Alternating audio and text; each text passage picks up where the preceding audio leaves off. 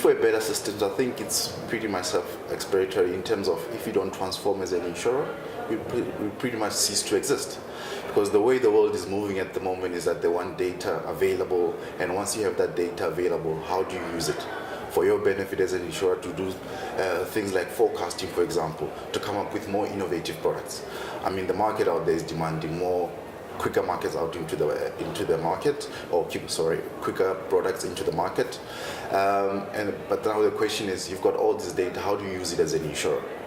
And then the way the technology is involved is basically we're enabling insurers to be in that space where they basically have the data at hand, they can manipulate it, come up with more innovative products that are relevant for the market out there. I think that the difficulty with current processes, and most insurers have moved with product design and development, but they haven't moved with infrastructure design and capability. So they, in general, completely underestimate the cost of time inefficiency. And the cost of time inefficiencies means generally they don't know exactly who their customer is at any one point in time. They also don't know profitability levels.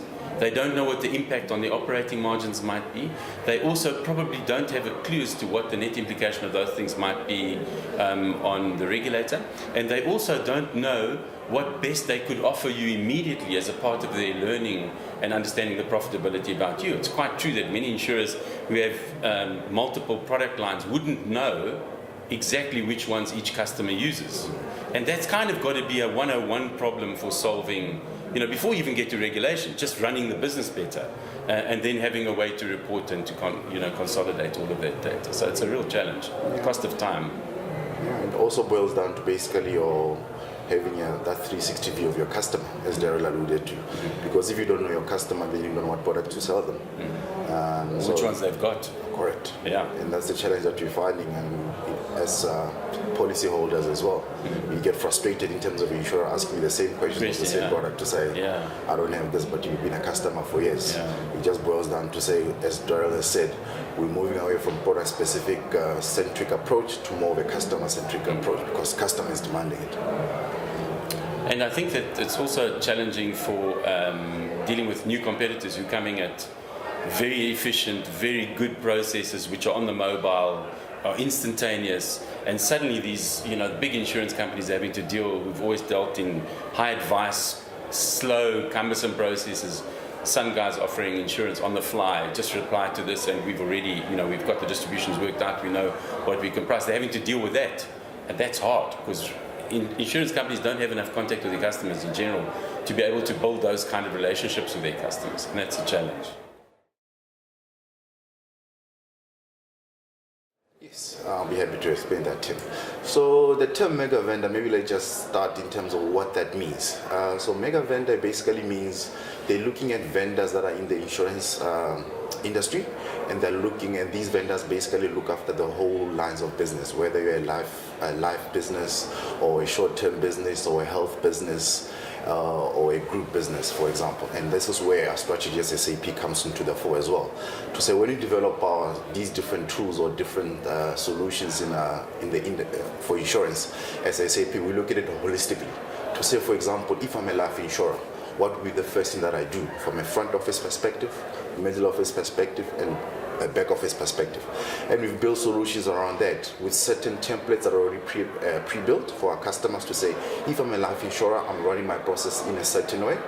And hence we build those processes from a front office perspective to say, how do I do my policy origination of a life insurer, for example, of a short-term insurer, for example, of a health insurer. All three, they're different line of business, but there is a golden thread that runs through them. And then the most important thing as well is that this golden thread that runs through them, does it integrate seamlessly as well?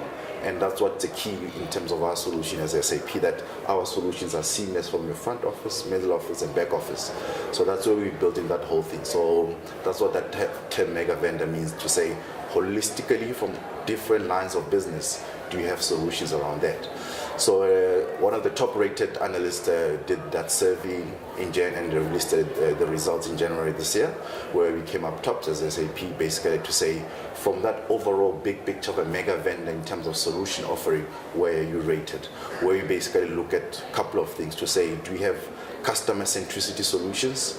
Do you have product centricity solutions? And overall, do you have process driven solutions as well? And covering all those lines of business that I alluded to. And then from that perspective, that's where our strategy comes into the fore to say, from a different line of business, do we have an offering that can offer an end-to-end integrated solution across the board?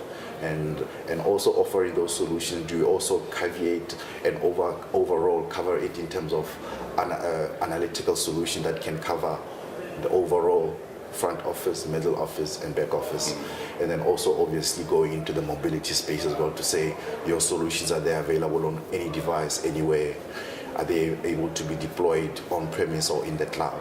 And this is where SAP has developed those kind of solutions to give our customers that flexibility to say, depending on how you want to do it, the solutions are there, and then you can pick and choose which solutions we do it, either phased or you can do a big bang approach as well. And they're architected on real-time, very modern architectures. So there's no reason why profitability can't be calculated on the fly, why pricing can't be done on the fly, why solvency can't be calculated on the fly, immediately, instantaneously, because of the infrastructure that we're using, which is a world apart from the kind of traditional batch processes that take weeks to work out profitability and solvency and deliver the reports that are needed for management and the rest of the business. It's a completely different worldview of how you solve this really complex problem. And it starts to build a data model needed for the whole business from every transaction, not try to supplement it with processes later where you try and put everything together to answer specific questions.